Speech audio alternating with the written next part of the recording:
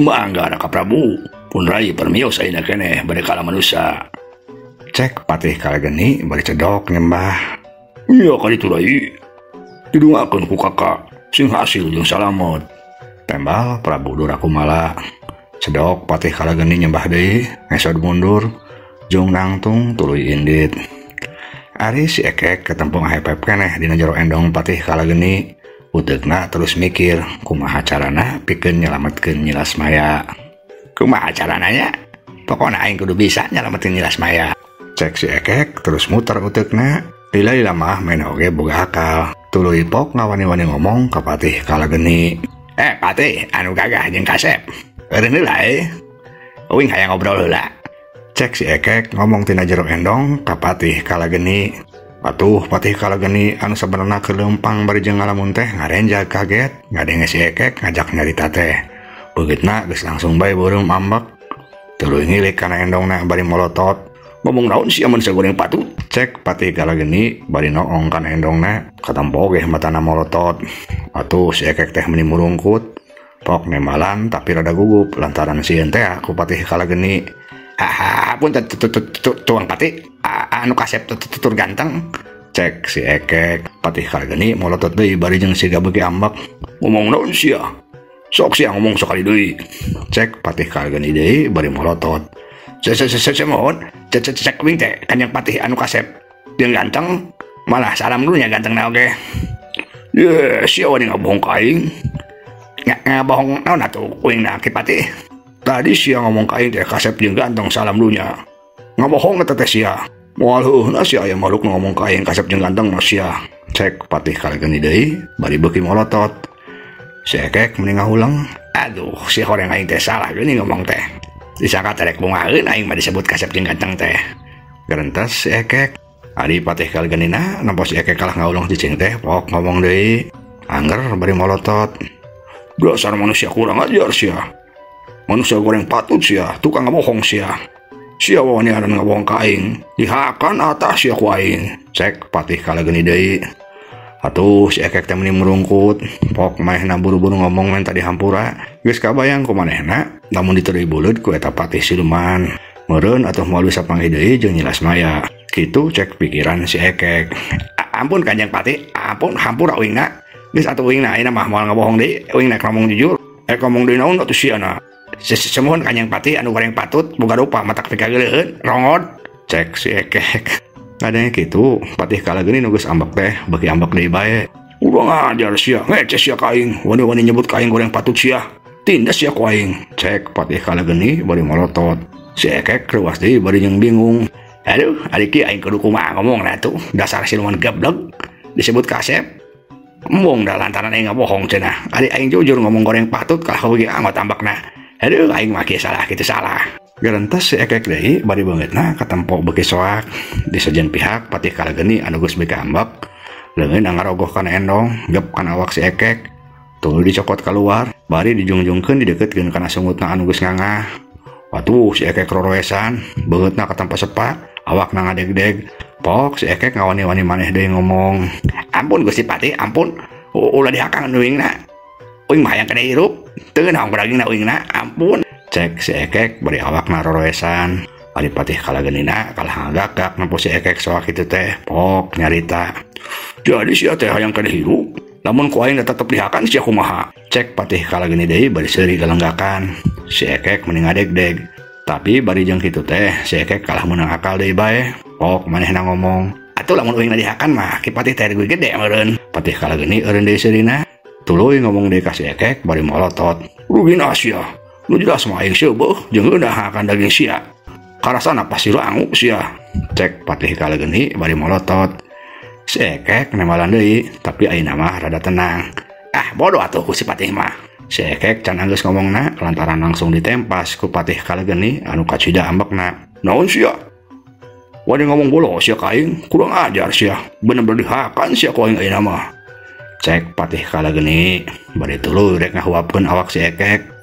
Tapi can ge asup kana sungutna, si Ekek geus langsung nyarita deui. Atuh nya bodoh pisan Ki Patih. Sok lamun yang dihakan mah Kanjeng Patih anu mikayang ka Nyi Lasmaya teh moal heuh kalaksanakeun atuh. Cek si Ekek. Patih kala geni anu tadi narek dari bulu awak si Ekek teh terjadi tarangna kerung. Pok nanya ka si Ekek, ayeuna mah teu bari molotot.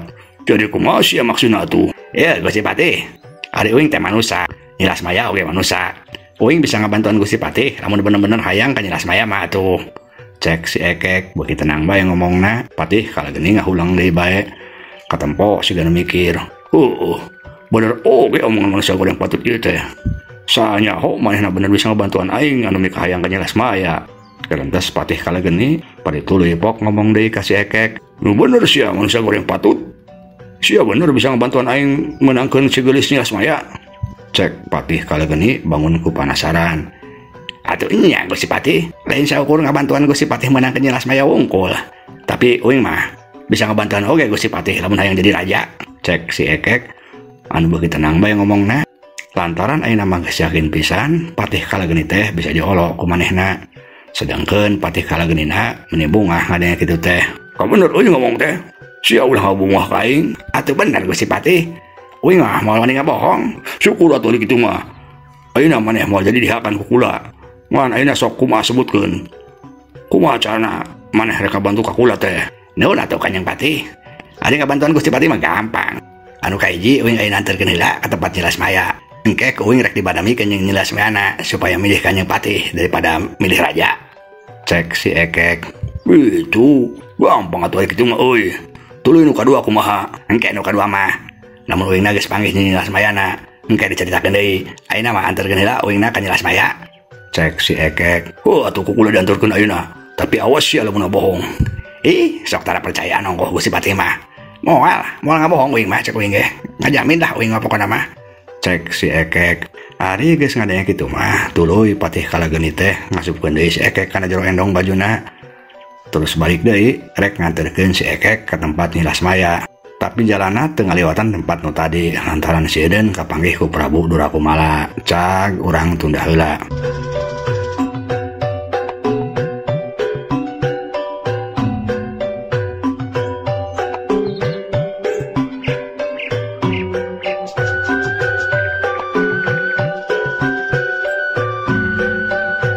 Hapunten kasadayana sate acana dongeng dilajengkeun sapertos biasa. Pribados bade kinten-kinten heula salap kanutos komen dina acara dongeng Sunda gara-gara salah wadal bagian ka-34.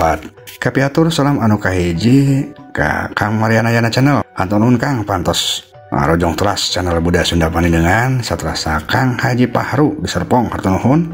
Nyai Kuncen alias Tehnia Kurniasih sareng Aki Kuncena Kang Arif Innaura teh hatur nuhun ngarojong teras channel Budaya Sunda Panendengan. Teh Wiwin di Taiwan hatur nuhun. Mama Ade Maulana di Karawang hatur nuhun anu ena linggih di Dubai. Teh Eni Suhaini di Batam, Kang Setiabudi di Tasikmalaya, Hensu Mayang Sunda di Lembang, Bandung hatur nuhun.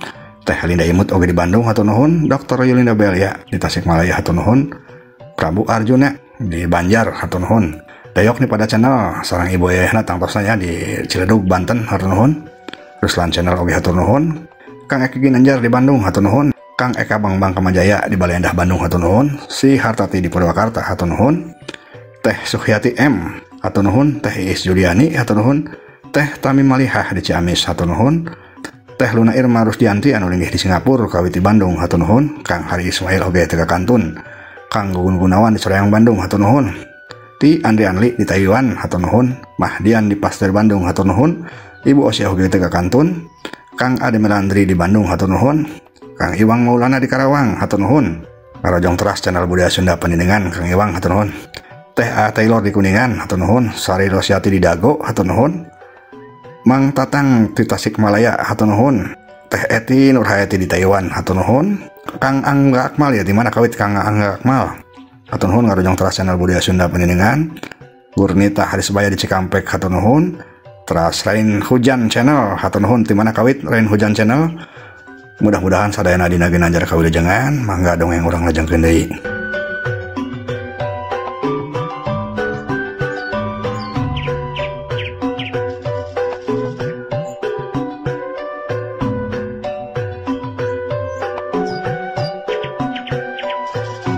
Ayeuna caturkeun heula Ambu Edoh jeung Bah Radia.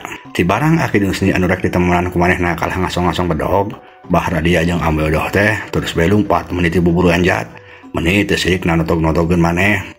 Sampai di hiji tempat bahara dia jeung Ambu Edoh areureun napas nang hegak tuurna karasa leuleus kesang borobosan. Dasar ari keur apes Abah goreng pisan milik teh. Urang kalah diasokan bedog tah ku si aki-aki nulus tunjung. Cek Ambu Edoh bari napasna haheho. Ah nu kitu nama tuh ambu kene. Atuna kalah make nyolok bijing segala. Atuh mata si aki teh jadinya kacolok. Pantas mengambek deh. Ji kalah nyalakeun kuring. Atuh si aki dan nulus tunjung nah saya bisa digerowana Abah. Mana nu salah mah pokona mah lah. Lain kuring nu salah mah lain. Bahara dia ngan saukur nganeh panjang. Geus kumaha maneh bae lah ambu. Tapi ngomong-ngomong ya beuteung kami lapar Abah mah hayang dahar.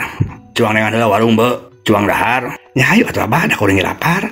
Tembal Ambu Edoh bari jung nangtung. Tuluy di wanana arindit ninggalkeun eta tempat. Pras ka jalan pilemburan. Harita dia eta lembur teh katempo jalma-jalma meuni pating alabring, malah kadenge soragamelan sagala. Ari ieu lembur naon nya Ambu? Ih ari Abah geus pikeun sugan. Kapan ieu teh lembur pakuan Abah tatangga lembur urang keneh? Eta Abah kalah poho. Ieu kupusing-pusing lambureun. Kula-bala ting masalah. Cek bahara dia. Abah eta kadenge lain asa gamelan. Jeung itu tempo-tempo jalma-jalma ngalabring sigana teh. Aya nu hajat meureun di lembur ieu teh. Ari kitu nah atuh. Ji ari si Abah boga uteuk teh sok tara dipake. Maksudna kumaha tuh Ambu teh? Cuang pura-pura kondangan Abah. Kapan meureun parasmanan nu boga hajat teh? Daripada orang dahar di warung terus kudu bayar. Ngirit atuh Abah setik mah. Bahara dia mending ajenghok. Eta kalakuan maneh. Era atuh Ambu, kumaha lamun kanyahoan kudu boga hajatna. Ari si Abah, geus moal kanyahoan ieu moal. Jalma nu boga hajatna ge pasti rariweuh, da geus pasti ieu teh pasti hajat kawinan Abah. Moal dicuriga ieu moal pokona mah moal. Awal deuit Abah mun ka warung mah ngirit. Cek Ambu Edoh deui keukeuh hayang daharna dinu hajatan bae. Moal kanyahoan kumaha ari Ambu? Ulah neangan piwurangeun Ambu. Geus kumaha kuring bae Abah. Ya, moal curiga ieu. Moal pokona mah nu boga hajatna ge moal curiga. Lantaran ieu Abah cek kulawarga panganten lalaki pasti urang teh disangka tamu ti kulawarga awewe. Cek na awewe sabalikna pasti urang teh disangkana tamu ti kulawarga lalaki. Geus pokona aman Abah, aman. Tuturkeun bae kuring lamun lapar mah. Cek Ambu Edoh bari jeung teu loba omong deui tuluy bae indit. Ari Bahara diana katempo olohok bari garo-garo teu ateul. Haruh aing mah dasar bener-bener kabalajog buka rupiah teh. Cek Bahara dia tapi tuluy mah nuturkeun manehna oge. Cak urang tunda heula.